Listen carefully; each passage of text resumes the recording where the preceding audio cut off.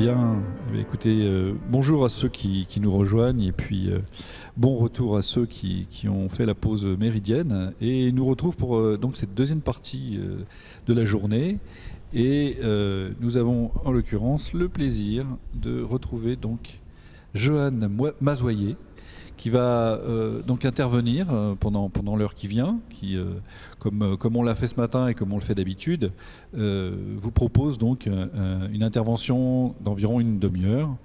Et la suite de cette demi-heure donc, sera l'occasion pour vous, donc participants, de poser toutes les questions que vous souhaitez à Johan. Alors, je vais prendre quelques instants pour présenter Johan. Donc, Johan est chercheur au LESIA. Le LESIA, c'est donc un laboratoire qui se trouve à l'Observatoire de Paris. Alors là, en l'occurrence, c'est à Paris-Meudon qu'il se situe exactement. Nous, on est à l'Observatoire de Paris, donc du côté d'Enfer-Rochereau. Mais il y a évidemment le site de Paris-Meudon qui lui aussi est célèbre. Il y travaille depuis 2020, donc c'est assez récent. Il travaille à la fois dans l'instrumentation astronomique et l'observation pour l'étude des systèmes d'exoplanètes. Voilà, ça c'est son sujet de recherche. Donc il travaille sur les futurs instruments qui permettront de produire des images d'exoplanètes. Donc ça, je pense que c'est un petit peu l'objectif, le Graal dont il nous parlera tout à l'heure. Et en parallèle, il travaille aussi sur des instruments actuels qui sont alors, à la fois au sol et dans l'espace pour comprendre les dernières étapes de la formation de l'évolution du système solaire. Voilà, donc je laisse maintenant la parole à Johan, à qui je cède le micro. À toi, Johan. Merci beaucoup Jean. Voilà, je m'appelle Johan Mazoyer, merci de m'avoir présenté. Je voulais vous parler un petit peu aujourd'hui de comment est-ce qu'on produit ces belles images de l'univers, donc avec des instruments, donc plusieurs siècles d'évolution d'instruments astronomiques, et vous présenter les instruments qui vont bientôt arriver. Et donc c'est pour ça que j'ai intitulé cette présentation « Les plus belles images de l'univers n'ont pas encore été prises ». Il y a beaucoup de nouveaux instruments qui arrivent bientôt et qui vont produire d'images d'encore plus belle qualité. Donc le père de l'astronomie récente, l'astronomie moderne, c'est le scientifique Galilée, qui, en Italie, en début du XVIIe siècle, en 1609, invente la lunette astronomique. Alors pour être précis, en fait, ce n'est pas lui qui, qui a inventé l'instrument optique. Il y avait déjà des gens, en particulier en marine, qui regardaient avec des longues vues, qui regardaient les autres bateaux ou les côtes. Mais c'est le premier qui, en fait, décide d'utiliser cet instrument optique pour le tourner vers les étoiles. Et il s'aperçoit qu'en fait, en faisant ainsi, en fait, il améliore énormément la qualité de ce qu'il observe. Et donc, c'est comme ça qu'il invente l'astronomie moderne, en fait. Il va pouvoir faire des observations d'une qualité qu'aucun des autres astronomes de son époque ne pouvait faire. Et donc, comme ça, du XVIIe siècle jusqu'au XIXe siècle, il y a quelques améliorations comme ça. Cette lunette, donc une lunette, c'est quelque chose avec des lentilles. Des lentilles, on peut penser par exemple à une loupe. C'est à peu près un fonctionnement qui est assez proche. Et Newton invente à la fin du XVIIe siècle une amélioration qui est le télescope. Alors le télescope, c'est pas exactement la même chose qu'une lunette astronomique. Une lunette astronomique, c'est des lentilles, alors qu'un télescope, ce qu'on va utiliser principalement, c'est un miroir. Donc l'optique qui va permettre de concentrer la lumière dans l'œil de l'observateur n'est plus une lentille, c'est un miroir courbe. Voilà. Et donc ici, là, sur la droite de cette slide, je vous ai montré donc une reproduction du premier télescope qui a été construit par Newton à la fin du XVIIe siècle. Et en particulier, jusqu'au XIXe siècle, ça va être le temps des grandes lunettes astronomiques. Et donc en particulier, on peut parler de celle qui est construite au milieu du XIXe siècle et qui se trouve justement derrière moi. C'est la grande lunette Arago. Une des très très grandes lunettes aussi qui a été construite donc, tout à la fin du XIXe siècle, c'est une des plus longues au monde. Elle est construite à la fin du XIXe siècle et c'est la lunette de l'observatoire de Yerkes à côté de Chicago et qui fait 19 mètres de long, qui est construite donc tout à la fin du XIXe siècle.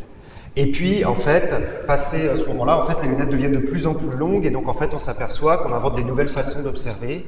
Et on s'aperçoit que c'est plus pratique et plus compact si on veut continuer encore à faire grossir, améliorer les instruments. de passer sur ce qu'on appelle des télescopes. Donc là, ça va être des miroirs principalement à la place de lentilles. Et donc le XXe siècle, c'est vraiment le temps des grands télescopes. Donc là, ici, je vous présente 3 des plus grands télescopes à ce jour. Donc le télescope Palomar, qui est un miroir de 5 mètres de diamètre, qui est sur ce grand bâtiment blanc sur votre gauche, donc qui se trouve en Californie.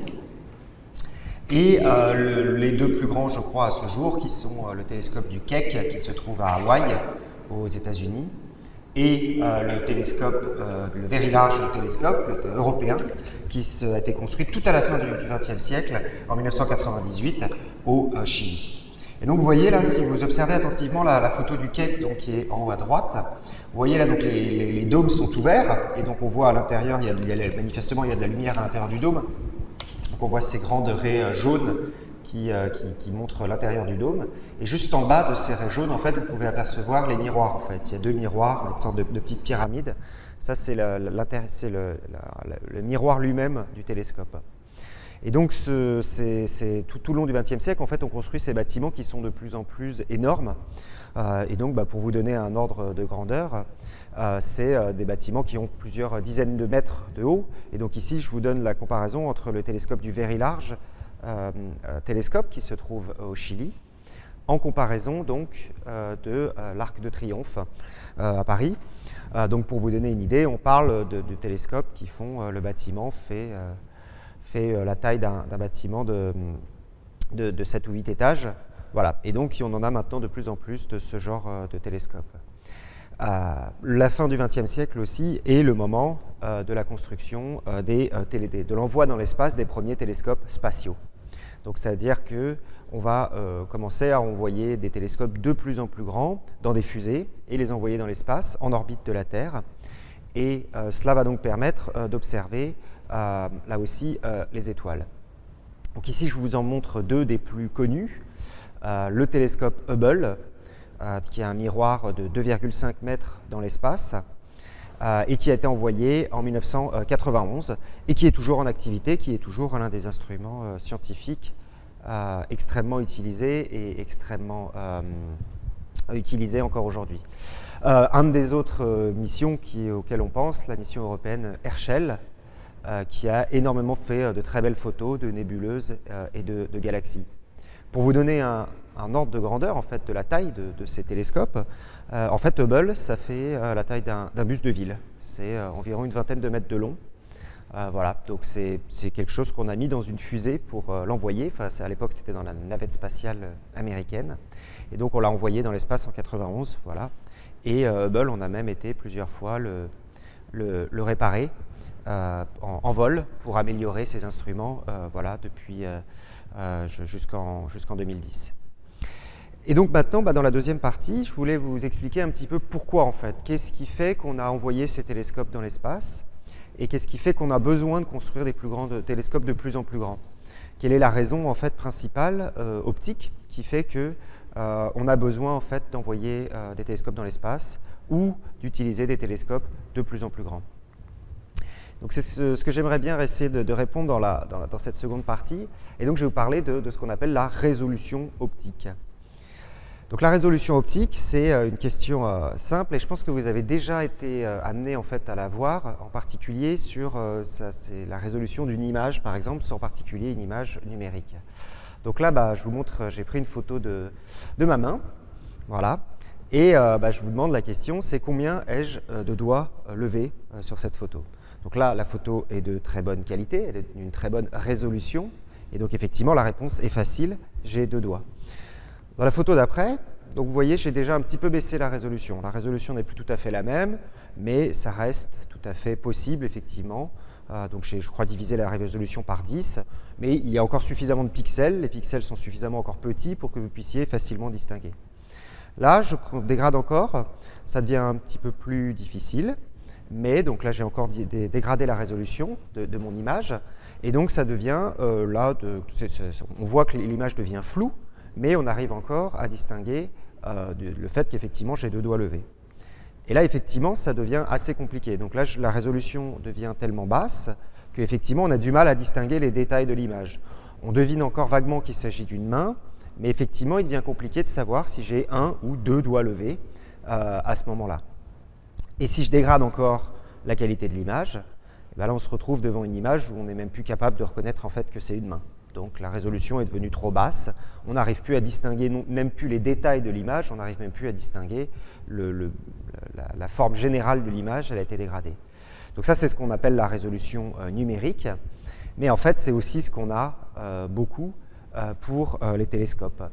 Et plus le télescope est grand en fait, plus les pixels du télescope vont être petits. Et donc plus on va utiliser un grand télescope, plus la résolution optique va être bonne. Et donc vous voyez par exemple ici, je vous ai montré deux images, une qui a été prise par le gros télescope Hubble dans l'espace, c'est donc une image de Saturne, on voit les anneaux, on voit très bien par exemple les différents anneaux, on arrive à compter qu'il y a environ 2 anneaux autour de Saturne, alors qu'à droite, c'est une image qui a été prise avec un télescope amateur, donc même quelqu'un qui est très brillant, etc., il n'est pas capable de prendre une très bonne image depuis le sol avec un petit télescope, et vous voyez qu'on voit beaucoup moins de détails dans cette planète, alors que c'est la même image, mais la résolution est beaucoup moins bonne. C'est un peu comme si vous preniez une image et que de mauvaise qualité sur Internet, vous voyez effectivement que quand les pixels sont trop gros, la résolution se perd et on n'observe plus les détails. Et donc un peu comme mes deux doigts en fait, quand on augmente la taille du télescope, en fait, les pixels de l'image en fait, deviennent de plus en plus petits. Donc je parle en pixels, mais ce n'est pas exactement un pixel, c'est une taille optique des images qu'on observe.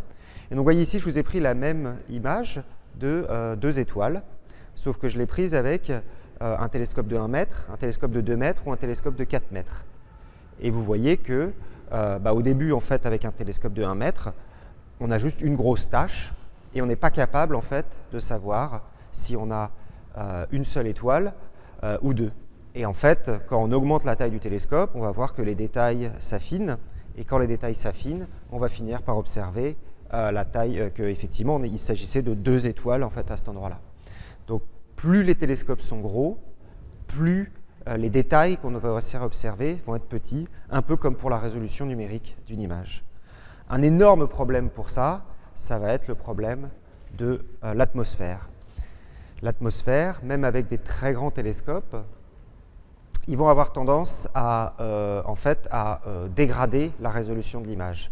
La raison pour ça, c'est que même un très grand télescope, qui observe à travers l'atmosphère, va créer une grosse tache qui va être parfois qui va bouger un petit peu dans le ciel.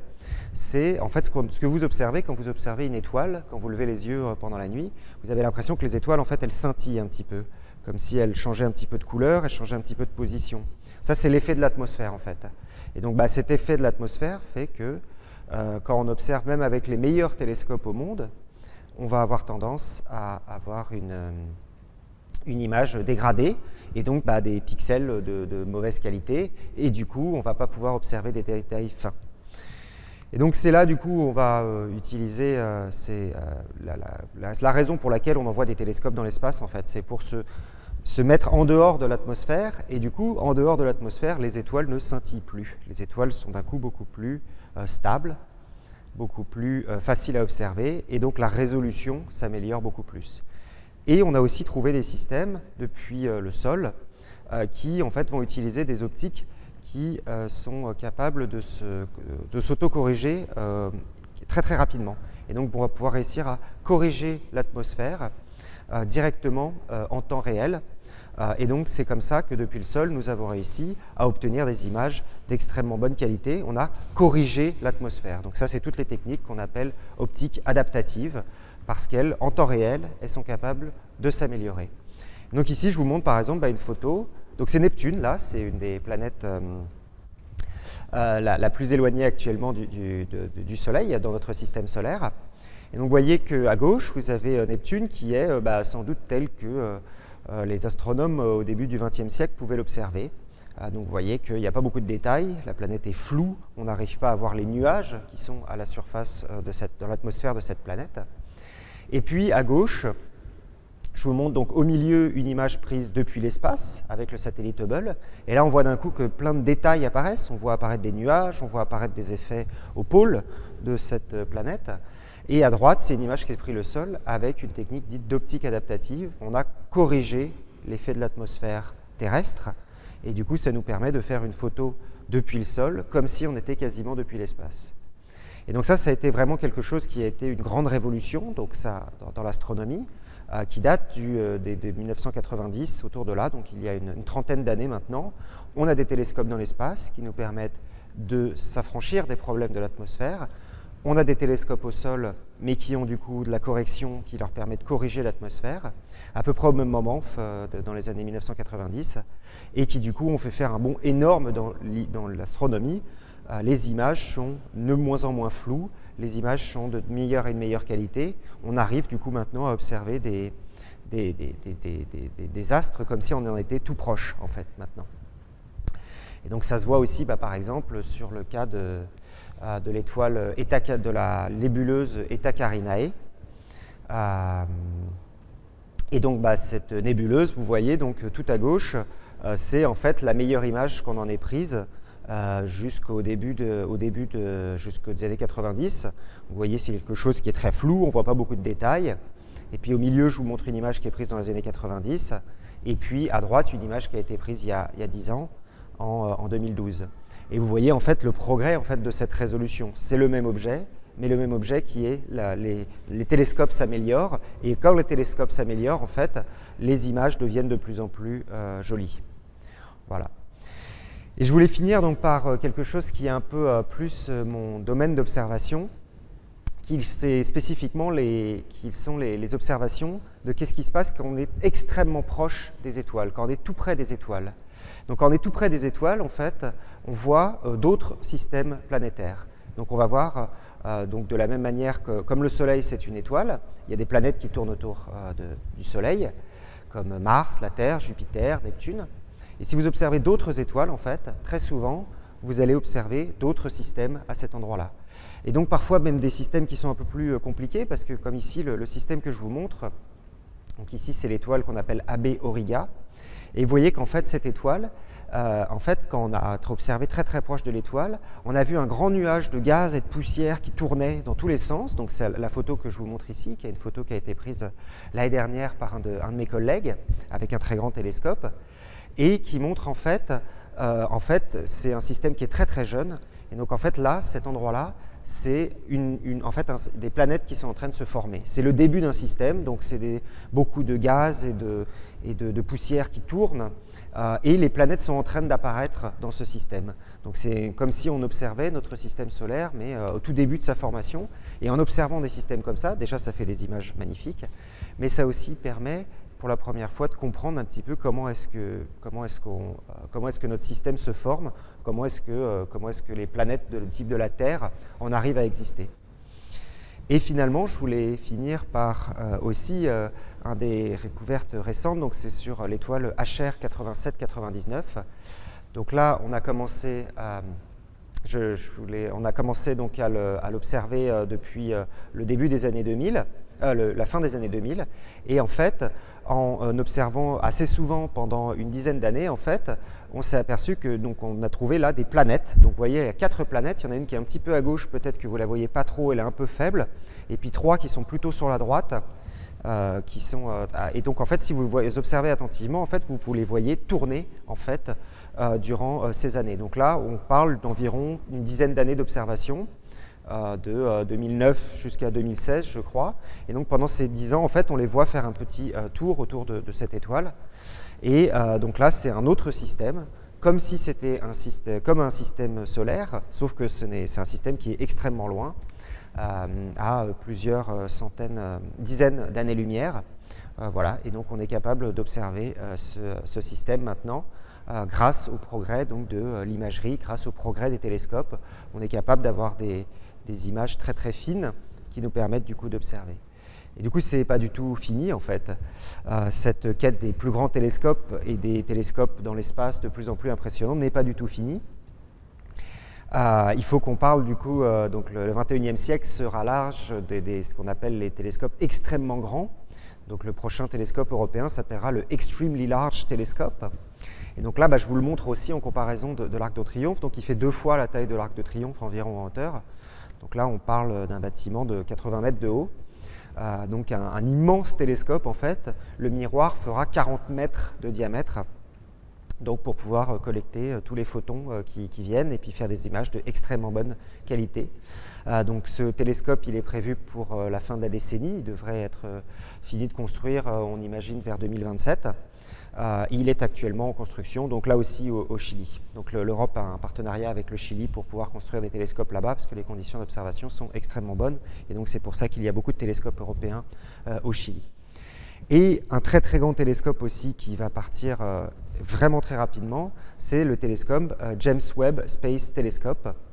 Donc le James Webb Space Telescope, c'est un télescope qui est à la fois une collaboration européenne et américaine de la NASA et de l'ESA, et qui sera lancé donc depuis Kourou, donc la Guyane, c'est là où on lance les satellites européens, donc par une fusée Ariane, le 18 décembre, donc dans quelques mois, il sera lancé. Et donc là, c'est un télescope, donc en fait, là, on a l'impression de le voir, je vous ai mis un petit humain à l'échelle là sur la photo. Le télescope donc, fait environ la taille d'un terrain de tennis, voilà, mais en fait, comme c'est trop gros pour la fusée, en fait, on va le plier et il se dépliera lorsqu'on arrivera en haut, en orbite. Voilà. Et donc c'est un télescope immense que ça fait des années qu'on l'a attendu. Et là, ça y est, il arrive. Donc décollage à la fin de l'année et premières images en milieu d'année prochaine. Voilà, et ben, je vous laisse du coup avec cette image d'Abe Auriga, donc ce nuage de gaz où les planètes se forment dans un tout nouveau système solaire. Et puis je me tiens prêt à répondre à vos questions.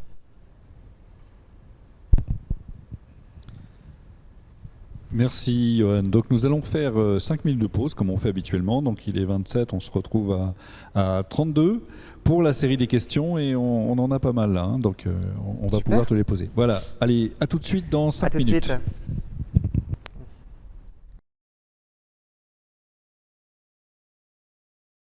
Bien, voilà, nous nous retrouvons donc tous ensemble pour la série des questions posées à Johan Mazoyer. Alors la première question, puisqu'on a vu tout d'abord au début de ton exposé des lunettes, des télescopes. Alors l'une des questions c'est est-ce que c'est plus facile de faire un grand miroir ou une grande lentille? Eh bien en fait c'est une question qui est assez intéressante parce qu'en fait ça a dépendu des moments. En fait, donc au moment où Galilée invente, et c'est pour ça qu'on fait pendant très longtemps on fait des lentilles jusqu'à la fin du 19e siècle, c'est parce qu'à ce moment-là en fait c'est plus simple de faire des lunettes, des lentilles à ce moment-là. Et donc c'est pour ça qu'on fait beaucoup de lunettes astronomiques et pas trop de télescopes. C'est parce qu'à ce moment-là, en fait, c'est plus simple de faire des lentilles que des miroirs. Et puis, les techniques s'améliorent, en fait, des techniques de dépôt. En fait, on va réussir à déposer une couche réfléchissante à la surface de formes assez compliquées.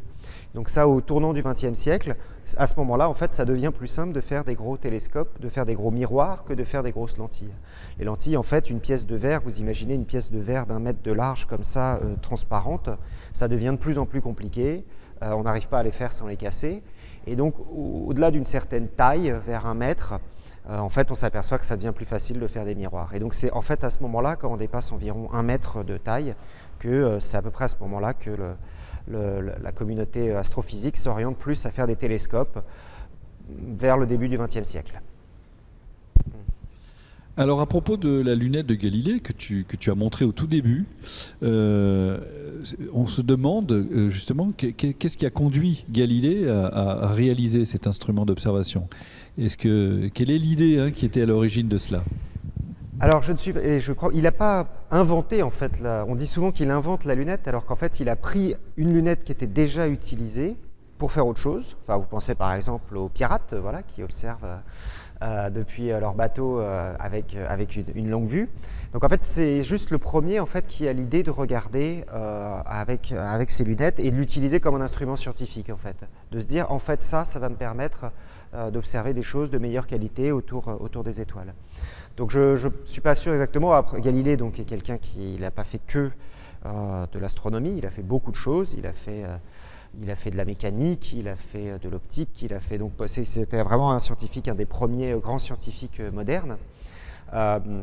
Et donc je pense en fait ce qui le pousse à faire ça, c'est en fait vraiment une soif de connaissances, une soif de nouvelles connaissances autour de ces planètes. de trouver des choses que d'autres personnes avant lui n'avaient pas trouvées et de le comprendre de façon plus en détail. Et en fait, en faisant ça, il découvre par exemple les premiers satellites autour de Jupiter. Du coup, alors je ne les connais pas tous il y en a 4, donc c'est Io, Ganymède, Encelade et je ne me rappelle plus du dernier, mais qui maintenant, ces 4 premiers satellites, on les appelle les satellites galiléens, parce que c'est le premier qui, avec sa lunette, a réussi à les observer. Et ça, c'est une observation qu'on peut faire assez facilement avec une lunette amateur. Si vous observez Jupiter, vous allez souvent peut-être pouvoir observer les 4 satellites naturels qui tournent autour de lui, les 4 lunes de Jupiter, qui sont c'est les satellites qu'on appelle galiléens. Bien, alors à propos de la lunette qu'on voit derrière toi, la lunette d'Arago, en tout cas dans la coupole d'Arago, est-ce qu'il y a d'autres instruments de ce type? Est-ce qu'il existe d'autres instruments de ce type? Donc il y en a effectivement beaucoup d'autres instruments de ce type. Donc au 19e siècle, on en a construit beaucoup. C'est des endroits qui sont souvent très beaux. Donc en particulier donc à l'Observatoire de Paris, on en a 4 ou 5, je pense, des comme ça. Donc soit sur le site de Paris, soit sur le site de Meudon, qui est juste à la sortie de Paris. En fait, Meudon, c'est sur une petite colline. Et du coup, au XIXe siècle, on s'était aperçu que c'était un peu plus simple d'observer un petit peu en dehors de Paris. Il y a moins de lumière, il y a moins de pollution, donc c'était un peu plus simple. Donc beaucoup d'instruments scientifiques de l'Observatoire de Paris ont été construits à Meudon. En France, on peut aussi en trouver des belles lunettes comme ça. On peut aussi en trouver à Saint-Jean-de-l'Observatoire, en Provence. Et puis aussi dans les Pyrénées, je crois, il y a aussi des belles lunettes comme ça. Souvent, en fait, il y en a eu aussi une très très belle du côté de Nice. Il y en a plusieurs en fait en France qui, vers le 19e siècle, ont commencé à construire de belles lunettes comme ça. Si vous en avez une près de chez vous, vous pouvez essayer de trouver. C'est souvent des très beaux lieux et en plus souvent qui sont placés un petit peu en hauteur et donc on voit très très bien. Donc à Nice par exemple, à Meudon, on a des très belles vues sur Paris, sur Nice, depuis ces lunettes. C'est des très beaux endroits, voilà, avec des beaux instruments anciens. Bien, alors revenons sur les images que tu as présentées tout à l'heure, et en particulier une image de Neptune qui donc a été prise en optique adaptative. On voit qu'elle est floue, mais elle reste sphérique. Est-ce qu'il y a des explications? Alors effectivement, parce que je vous ai parlé des étoiles qui scintillaient, on avait l'impression que la forme était totalement éclatée. Mais en fait, c'est parce qu'une étoile, du coup, on a tendance donc quand on observe une observation astronomique, on a tendance à faire des longs temps de pause, c'est-à-dire qu'on va laisser ouvrir l'appareil photo pendant 1 minute, par exemple, donc 60 secondes, on va observer en continu. Et donc, si on observe pendant longtemps, en fait, les étoiles ne scintillent plus, en fait, elles deviennent juste une grosse tache toute floue, voilà.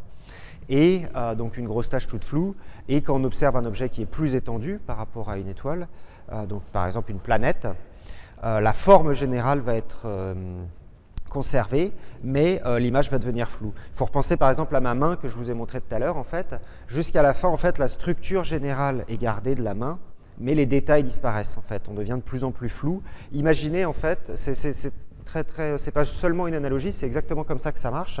Imaginez prendre une image de Jupiter et puis vous prenez 4 pixels et vous en faites un. Puis après avoir commencé la même opération, prenez 4 pixels et au fur et à mesure, en fait, Jupiter va rester, ou Neptune là, en l'occurrence, va rester vraiment sphérique, mais les détails vont devenir de plus en plus flous, de plus en plus et disparaître peu à peu, enfin tout ce qui est détails fins vont disparaître peu à peu. Donc c'est exactement ça qui se passe quand on observe à travers l'atmosphère. Très bien. Alors, on a vu aussi des observatoires installés au Chili. C'est quoi l'intérêt d'aller observer là-bas? L'intérêt principal, en fait, c'est ce que je vous disais en fait sur l'atmosphère. Parce qu'en fait, on ne se rend pas compte, mais la majorité de l'atmosphère se trouve en bas. Plus vous montez, moins il y a d'atmosphère. Je ne sais pas si, par exemple, vous avez déjà entendu parler de gens qui montent dans des très hautes montagnes, par exemple en Himalaya, on va avoir besoin d'oxygène. Donc, parce que ça, c'est que dès qu'on monte un petit peu en altitude, on a tendance à avoir de moins en moins d'oxygène. Et donc c'est aussi ce qu'on va chercher à faire. C'est un peu bête, mais en fait si on se trouve à 1 km de hauteur, donc une montagne de 1000 mètres de haut, et bien vous avez déjà 1000 mètres de moins d'atmosphère en dessous. Et puis si vous êtes à 2000 mètres, vous avez 2000 mètres d'altitude en moins. Et donc en fait les plus grands télescopes au monde maintenant se trouvent donc soit à Hawaï, au sommet du Mauna Kea, soit au Chili, parce qu'il y a beaucoup de montagnes dans la cordillère des Andes. Et donc, ça va être, en fait, qui vont être plus souvent à 5000 mètres d'altitude. Donc, c'est des endroits où on ne peut pas rester très très longtemps. Donc, souvent, on va rester une petite semaine et puis redescendre, parce qu'en fait sinon ça devient mauvais pour la santé de rester trop longtemps dans des endroits où il y a peu d'oxygène. Mais donc la principale raison c'est ça, c'est en hauteur pour avoir moins besoin pour avoir moins d'atmosphère et donc que ça soit plus facile à corriger. D'autres raisons sont aussi qu'il faut que ce soit loin des villes. Si vous avez des grosses villes à côté, vous allez avoir beaucoup de lumière due à la ville et cette lumière va perturber les observations, donc ça c'est le deuxième critère. Et puis après il y a d'autres critères un peu plus sur par exemple le fait qu'il n'y a pas beaucoup d'eau, il faut que c'est des endroits très secs. Ça rend aussi l'observation un peu plus facile. Mais la principale raison c'est loin des villes et en hauteur, et donc c'est pour ça le Chili et Hawaï. Et justement, parmi les différentes photos qui ont été présentées, il y en avait une donc du VLT où on aperçoit 4 télescopes. Et pourquoi au Keck il y en a 2? Alors c'est quoi cette différence 4, 2? Donc ça, c'est une grande aussi découverte de fin du XXe siècle, à peu près au même moment aussi, et qui permet d'améliorer la résolution. Et donc c'est ce qu'on va utiliser en fait, 2 télescopes, ou 3 télescopes, ou 4 télescopes, et les faire marcher ensemble. Donc on va prendre la lumière de ces 2 télescopes, et en fait on va réussir à la réunir à un endroit, et là ça va nous permettre d'améliorer encore la résolution. Donc là c'est un peu compliqué, parce que comme vous avez c'est comme si vous prenez 2 photos avec deux instruments deux appareils photo, vous n'allez plus vraiment avoir une image à ce moment-là. Mais vous allez avoir accès à une information qui est de meilleure résolution. Et donc vous allez peut-être avoir une information sur des détails que vous n'observeriez pas. Et donc ça, c'est relativement récent aussi. C'est à peu près au début du XXIe siècle qu'on arrive enfin à faire marcher ces télescopes entre eux, donc par exemple au VLT. Et qu'on arrive à découvrir des effets très très fins en fait sur les planètes, enfin les choses qu'on observe grâce à cette technique. Donc on appelle ça de l'interférométrie. C'est extrêmement compliqué, extrêmement récent, mais ça marche vraiment très très bien. On a des observations de très bonne qualité grâce à ça, en particulier à l'interféromètre du Very Large Telescope au Chili. À propos de l'optique adaptative, est-ce qu'on peut citer des découvertes marquantes ? Donc il y a une très très grande découverte en fait qui a donné lieu au prix Nobel de l'année dernière, donc le prix Nobel qui est la plus grande récompense qu'on peut donner à des scientifiques. Et donc ils l'ont donné en particulier à 2 scientifiques, une américaine, une femme américaine qui travaille à Los Angeles et un homme allemand aussi. Et donc en fait ce qu'ils ont fait, c'est qu'ils ont observé le trou noir au centre de notre galaxie. Et donc on sait que maintenant au centre de beaucoup de galaxies il y a des trous noirs extrêmement massifs, mais le problème c'est que pour les observer en fait on n'arrivait pas à les observer parce que par définition ils sont noirs, ils n'émettent pas de lumière. Et donc la façon dont on les a détectés, c'est qu'on a observé très très très très près de ce centre de la galaxie et on s'est aperçu que toutes les étoiles tournaient comme si elles tournaient autour d'un truc très très très très gros.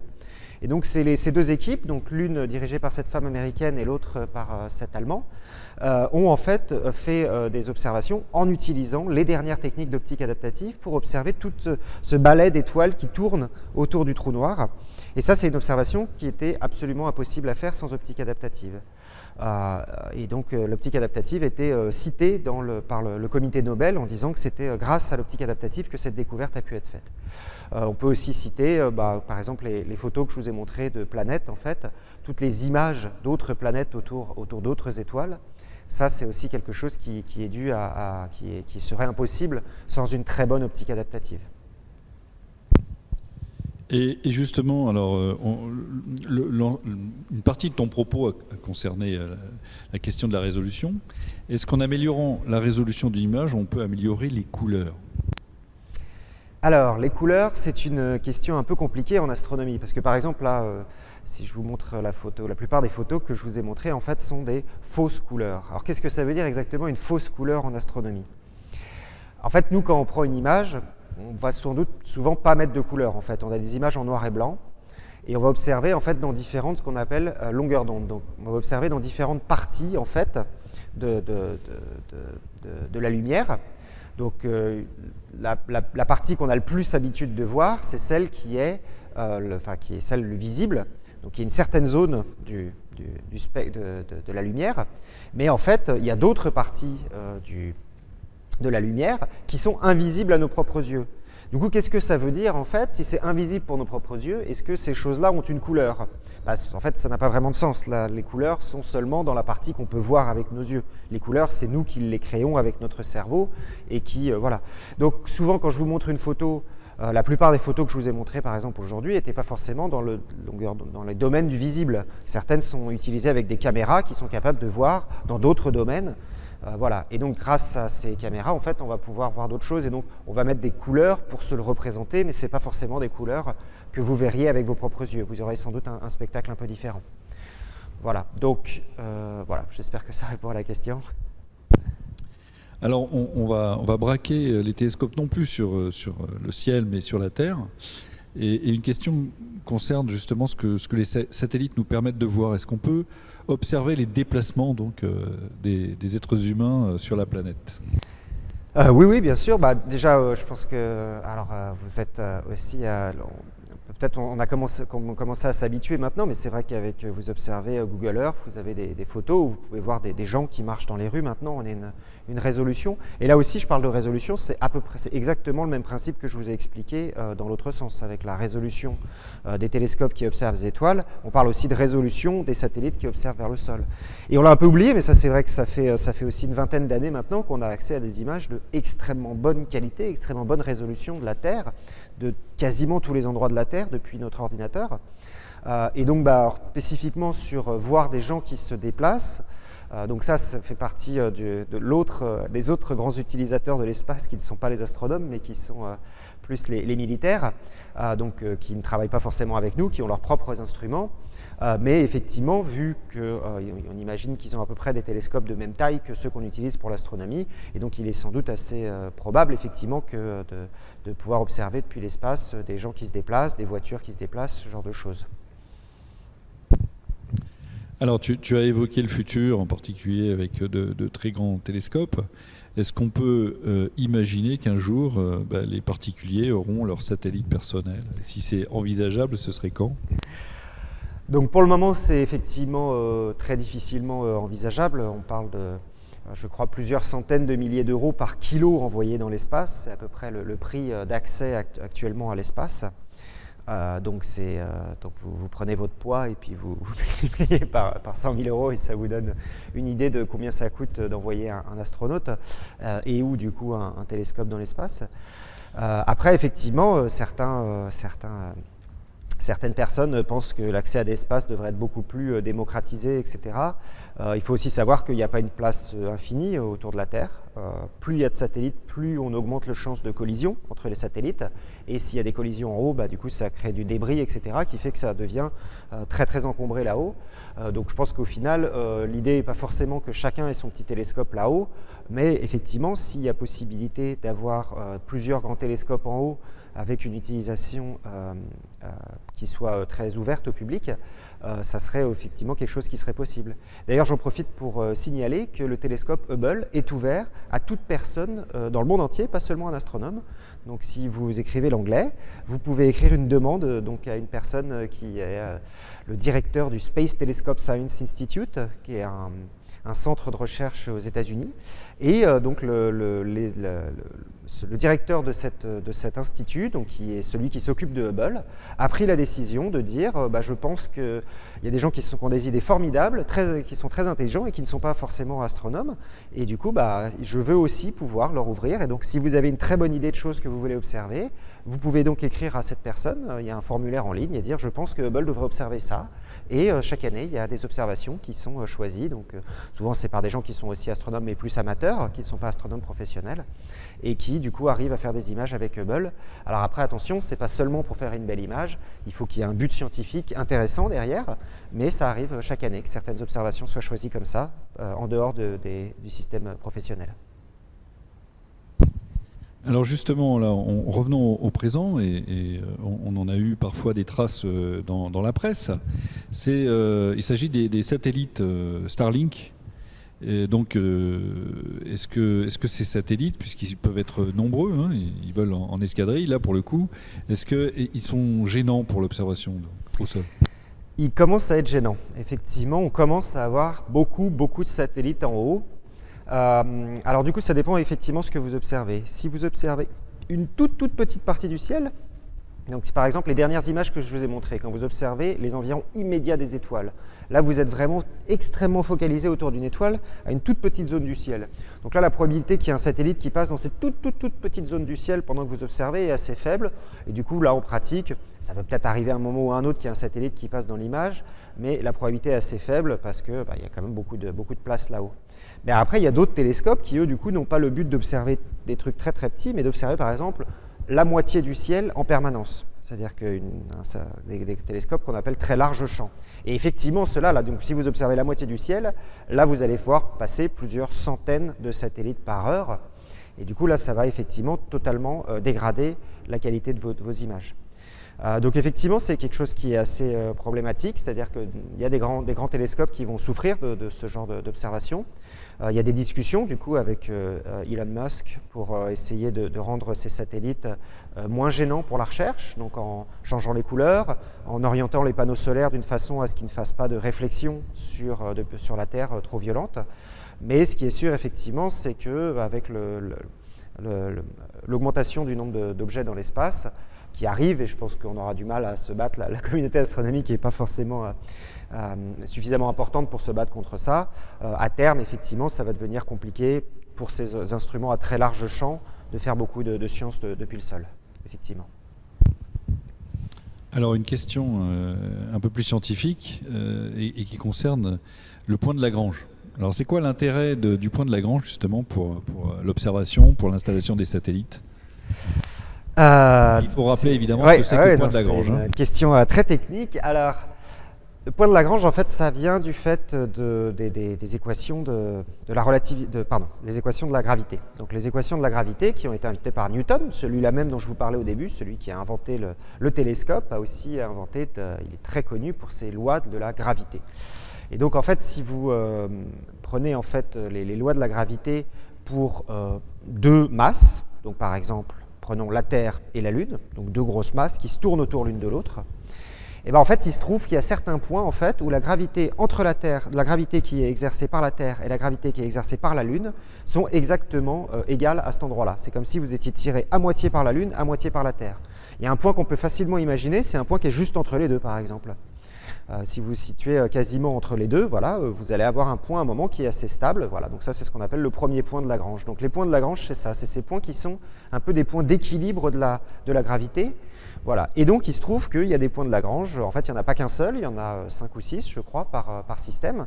Et donc, c'est des points où la gravité de l'un et de l'autre s'annule, en fait. Et du coup, comme elle s'annule, en fait, vous allez réussir à mettre des objets à cet endroit-là qui ne vont pas se mettre à trop bouger. Et donc, en particulier, c'est là où on va mettre le satellite James Webb Space Telescope, dont je vous parlais à la fin, celui qui sera envoyé le 18 décembre. Il va être envoyé à un point de Lagrange, c'est-à-dire un endroit où il va pouvoir être assez loin de la Terre, mais il va bouger. Il va être stable et il va rester à cet endroit-là, donc toujours à la même distance de la Terre et toujours à la même distance de la Lune. Voilà. Donc, c'est pour ça qu'on les envoie. Donc, ces points de Lagrange, en fait, ce sont les solutions de l'équation de Newton où la gravité de la Terre et de la Lune s'équilibre. Et puis tout système avec deux masses a un point de Lagrange, donc il y a un point de Lagrange entre le Soleil et la Terre, il y a un point de Lagrange entre le Soleil et Jupiter. Voilà, donc c'est des points qu'on connaît voilà, et qui sont des points de stabilité où on peut placer certains satellites si on veut qu'ils restent là. Merci. On approche de la fin donc, de cette heure passée ensemble, mais il y a encore deux questions que je voudrais te poser. Alors, et je pense que les deux questions sont un petit peu liées. La question concerne justement la manière dont on peut observer les exoplanètes, soit depuis le sol, soit depuis l'espace. Et puis du coup, tu nous pourras ainsi nous parler plus en détail de ton domaine de recherche. Donc voilà, les exoplanètes, donc je vais un tout petit peu rappeler pour tout le monde, j'en ai un petit peu parlé, mais ce n'est pas forcément très simple non plus. Donc les exoplanètes, ce sont des planètes qui tournent autour d'autres étoiles. Donc comme vous le savez, le Soleil est une étoile. Et du coup, il y a donc 8 planètes qui tournent autour du Soleil. Et en fait, si vous observez d'autres étoiles, si vous prenez une étoile, vous regardez le ciel ce soir quand il fait nuit et vous trouvez une étoile, il y a une grosse probabilité en fait qu'il y ait sans doute une planète autour qui tourne autour de cette étoile. Voilà. Et donc, c'est ce qu'on appelle les exoplanètes. Exo veut dire en dehors, les planètes qui sont loin. Et donc on a commencé à trouver la première exoplanète en 1995, donc c'est assez récent, hein, ça fait 25 ans qu'on observe maintenant des exoplanètes. Et avant, en fait, on n'en avait jamais vu. Mais donc maintenant, on en a trouvé, je crois, plus de 4000, et avec différentes méthodes d'observation. La méthode qui est, je pense, celle qui en a trouvé le plus, qui est en fait, on va observer une étoile pendant très très très longtemps, et de temps en temps, on va avoir une baisse de la luminosité. Et puis si vous réobservez encore, vous allez voir une baisse de luminosité qui va se reproduire, qui va être périodique en fait. Et en fait, ce que vous voyez, cette baisse de luminosité, en fait, ça veut dire qu'il y a une planète qui passe entre vous et l'étoile, qui tourne autour de l'étoile et qui de temps en temps passe devant l'étoile. Voilà. Donc ça, c'est ce qu'on appelle la méthode des transits, parce que c'est le moment où la planète transite devant son étoile, et c'est comme ça qu'on arrive à l'observer. Donc avec cette méthode, on en a découvert, je crois, plus de 3500, c'est la méthode qui a permis d'en trouver le plus. Voilà. Et moi, ce n'est pas la méthode sur laquelle je travaille. Moi, c'est ce qu'on appelle la méthode de l'imagerie directe, c'est-à-dire que je développe des instruments, en fait, pour aller cacher vraiment l'étoile, enlever toute la luminosité de l'étoile pour observer les objets qui sont très très très très faibles à côté. C'est un peu comme si, je ne sais pas, vous aviez un lampadaire que vous regardez la nuit, et cette lampadaire, il y a des petites mouches qui tournent autour, des petits insectes. Vous savez, la nuit, la lampe a tendance à attirer les insectes. Si vous regardez directement, en fait, vous allez vous apercevoir que la lumière est tellement brillante en fait, que c'est difficile pour vous de voir les insectes. La lumière vous aveugle, et du coup, vous n'allez pas réussir à voir les petits insectes qui tournent autour. L'idée, c'est exactement la même chose. Donc la lumière, c'est l'étoile que vous observez. Les petits insectes, c'est comme si c'était les planètes. Et donc il faut réussir à trouver une méthode pour cacher la lumière de l'étoile sans cacher la lumière des planètes, pour observer la lumière des planètes. Voilà. Et donc ça, c'est une méthode qui est beaucoup plus difficile. C'est une méthode qui permet de produire des images, et c'est une méthode qui sera sans doute très utilisée si on veut découvrir des signes de vie sur d'autres planètes, ce que pour le moment on n'a pas encore réussi à faire. Mais donc, c'est une méthode qui est très prometteuse, mais qui est aussi très difficile. Et pour le moment, on a trouvé quelques dizaines en fait, d'exoplanètes grâce à cette méthode-là, en comparaison des plusieurs milliers qui ont été trouvés, par exemple, grâce à la méthode du transit. Voilà. Voilà, et puis une dernière question que je n'arrive pas à ne pas te poser. Est-ce que tu peux nous dire en quelques mots ce qui t'a amené à faire de l'astronomie et pourquoi cette passion-là pour les exoplanètes en particulier ? Du coup, en fait, moi, je crois que ce qui m'a amené à l'astrophysique, c'est difficile de savoir, effectivement. J'ai toujours beaucoup aimé tout ce qui était l'astronomie et le spatial. Et je crois qu'en fait, si on remonte vraiment au plus loin, en fait, j'ai des souvenirs, effectivement, ça va peut-être vous faire rire, hein, mais que mon Tintin préféré était « On a marché sur la Lune » quand j'étais petit. Je pense qu'il y a toujours eu, effectivement, des livres, en fait, que je lisais quand j'étais petit, les livres et les films que je lisais, en fait, qui m'ont toujours fasciné pour le spatial. Et puis, du coup, au début, j'ai fait mes études, et puis il y a un moment où j'ai pu me spécialiser là-dedans, et ça a été un choix un peu. C'est quand même un métier un peu bizarre, il n'y a pas beaucoup d'astronomes, mais effectivement, j'ai fait ce choix-là, et c'est toujours un plaisir, effectivement, de travailler avec énormément de gens très passionnés par ça, qui aiment. Il y a cette côté du spatial qui attire énormément, qui est toujours très plaisant. Merci beaucoup, Johan Mazoyer. Donc, nous arrivons au terme à la fois de ton intervention, de cette heure passée ensemble, et puis de la journée passée à l'Observatoire de Paris, dans la célèbre coupole Arago. Je vais donc remercier tous ceux qui nous ont aidés à mettre en œuvre cette belle journée, à laquelle, en tout cas, nous, on a pris beaucoup de plaisir. Alors j'espère que ça a été aussi votre cas. Même si on a eu un petit peu froid ce matin, parce qu'apparemment il faisait entre 5 et 7 degrés, donc le démarrage a été difficile, mais là aujourd'hui, dans cet après-midi, je vous rassure, là, le soleil est un peu réapparu, donc la température est remontée, et vous voyez que Johan, en plus de ça, il est carrément en chemise. Donc un grand merci aux participants. Merci. Et je voudrais quand même aussi remercier Nicolas Couchou qui vous ne l'avez pas vu ni entendu, mais il était bien là, présent, en surveillant la bonne marche de tout ça, et prêt à bondir pour nous avertir de ce qui pouvait. Ah oui, bien sûr qu'il y a eu un gros travail de préparation. Nicolas, et puis Benoît, Benoît Mosser, que vous avez vu ce matin, y a aussi contribué. Donc un grand merci à tous. Je vais quand même demander à Benoît de réapparaître devant la caméra, comme ça va lui faire les pieds. Il croyait avoir terminé sa journée, mais c'est pas fini. Allez Benoît, reviens sur scène, et comme ça tu vas dire un petit mot. En plus de ça, en étant le président d'Astro l'école, eh ben, ça t'oblige à un certain nombre de choses. Voilà, et donc je vais te donner le micro. Donc je dis à tout le monde au revoir et on se dit à bientôt, parce qu'il y a de belles choses aussi qui vont encore arriver, et je pense au 11 octobre, on se retrouve pour la journée des 2 observatoires avec le duplex Observatoire de Haute-Provence et Pic du Midi. Mais on termine par cette belle image de la coupole Arago, et puis par le mot du président d'Astro à l'école. Bien, merci Jean. Ce mot n'était pas prévu, je ne sais pas quoi dire après toutes ces prises de parole. Alors, il est sûr que je dois vraiment remercier Jean Strajnik parce qu'il était là à la console. Il a conçu une bonne partie du concours. Il est un membre actif d'Astro à l'école depuis la nuit des temps, c'est-à-dire depuis le début. Et ses compétences ont fait que ça a pu marcher. Bon, vous avez compris qu'on était vraiment attentif dans cette journée à rendre tout le crédit que l'on doit à tous les participants du concours Ciel imagé, Ciel imaginé, Ciel représenté. Et vu le succès de ce concours, grâce à votre participation, à poursuivre l'opération. Donc on espère vraiment vous retrouver nombreux, actifs avec les télescopes d'Astro à l'école ou avec d'autres télescopes ou avec d'autres lunettes, avec des jumelles, avec vos neurones, avec votre volonté, avec votre énergie, avec votre jeunesse. On vous espère actifs à vous former par la science et on sera vraiment heureux, mais très heureux de voir vos prochaines réalisations dans la prochaine version du concours. Merci à tous et à bientôt.